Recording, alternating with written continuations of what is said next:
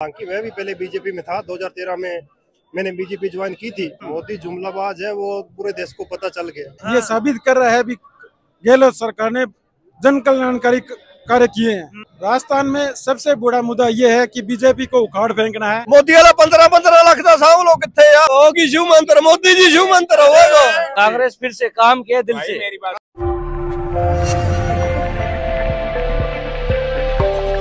मध्य प्रदेश चुनावी यात्रा के बाद हमारा यात्रा आप पहुंचा है राजस्थान के हनुमानगढ़ के संगरिया विधानसभा क्षेत्र में। यहाँ पे लोगों से बातचीत करके जानने की कोशिश करेंगे कि राजस्थान के अंदर किसकी सरकार बन रही है, क्या कांग्रेस रिपीट करेगी या फिर दूसरे पार्टी जो है यहाँ पे सरकार बनाएगी। सबसे पहले यहाँ पे एक लोकल लोग, हम इनसे बातचीत करेंगे। क्या लगता है सर, राजस्थान के अंदर जो 30 साल से रवायत चली आ रही है वो रवायत बरकरार रहेगी या फिर उसको रिवाज को आप लोग बदलेंगे?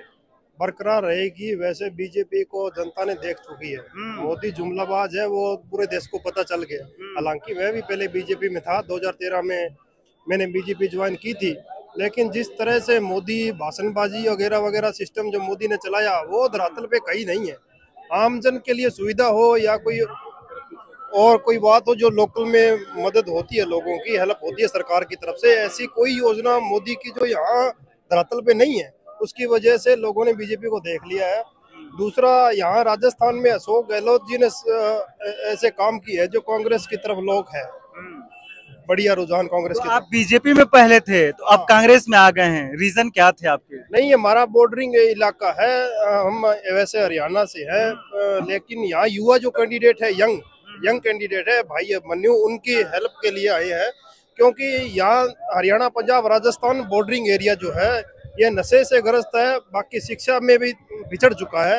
हमारे इलाके को भी फायदा, हरियाणा पंजाब जो बॉर्डरिंग एरिया है, अगर यंगस्टर यहाँ से जाते हैं विधानसभा में तो हमारे इलाके को भी जरूरी यहाँ से फायदा होगा।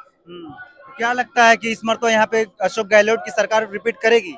हाँ, बिल्कुल करेगी, इसमें कोई दो राय नहीं है। लेकिन वहीं पे मोदी जी कहते हैं कि अगर डबल इंजन की सरकार राजस्थान के अंदर बनती है तो हम विकास करेंगे। डबल इंजन की सरकार हमारे हरियाणा में है, कुछ नहीं कर रहे। डीएपी वहां नहीं मिल रही, किसानों की आमदनी का कोई फर्क नहीं पड़ा। नरमा का बीज था वो बिल्कुल जीरो है।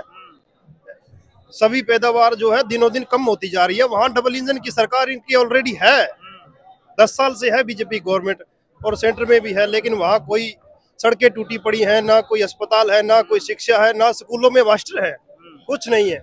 मोदी जी कह रहे हैं कि कांग्रेस सरकार ने राजस्थान को पीछे धकेला है। नहीं धकेला, जितना बीजेपी ने 10 साल में धकेला उतना नहीं धकेला है।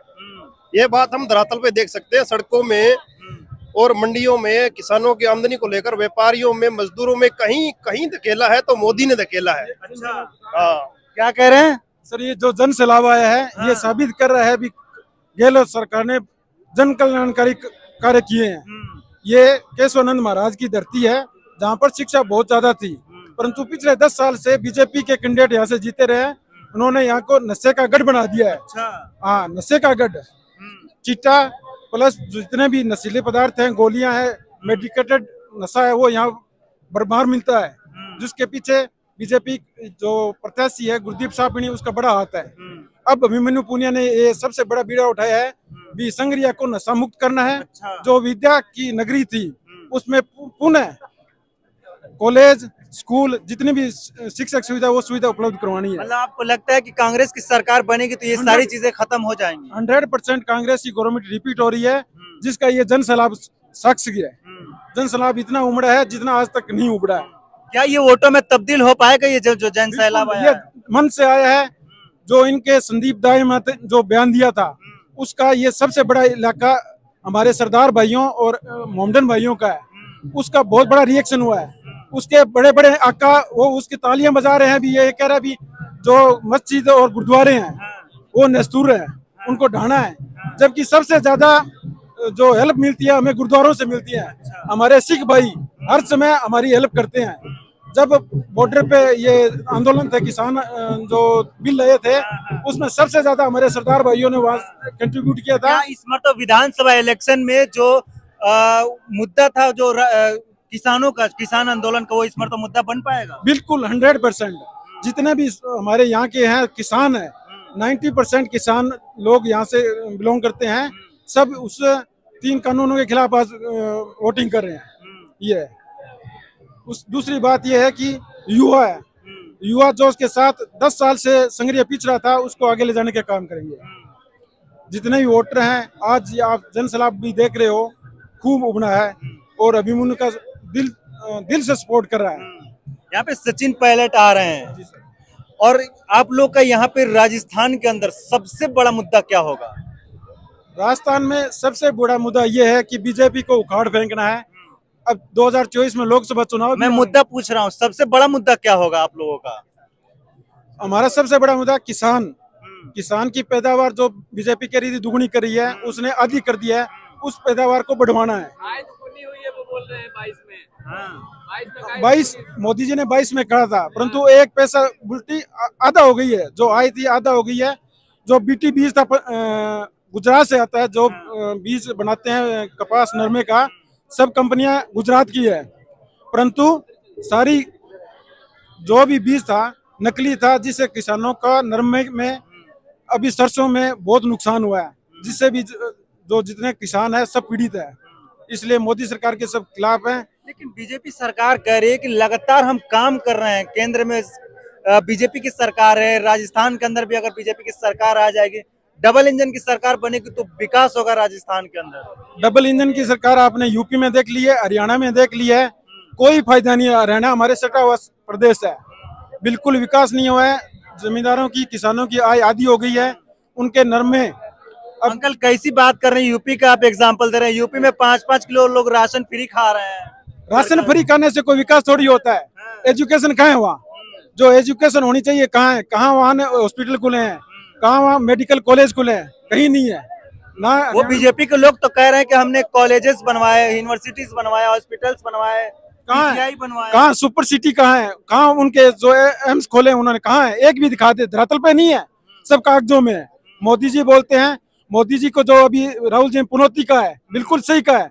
अगर इंडिया क्रिकेट का मैच आ रही है तो मोदी जी की वजह से, अगर मोदी जी वहां नहीं पहुंचते तो क्रिकेट का मैच भी नहीं हारते। कैसी बात कर रहे हैं? वर्ल्ड कप नहीं हारते हम। अगर मोदी जी पहुंचने से वर्ल्ड कप हारे हम। आज सबसे बड़ी पनौती है देश। मोदी जी को आप पनौती कह रहे हैं? बिल्कुल बिल्कुल 100% प्रधानमंत्री को पनौती कह रहे हैं, क्योंकि उन्होंने वर्ल्ड कप हराया है।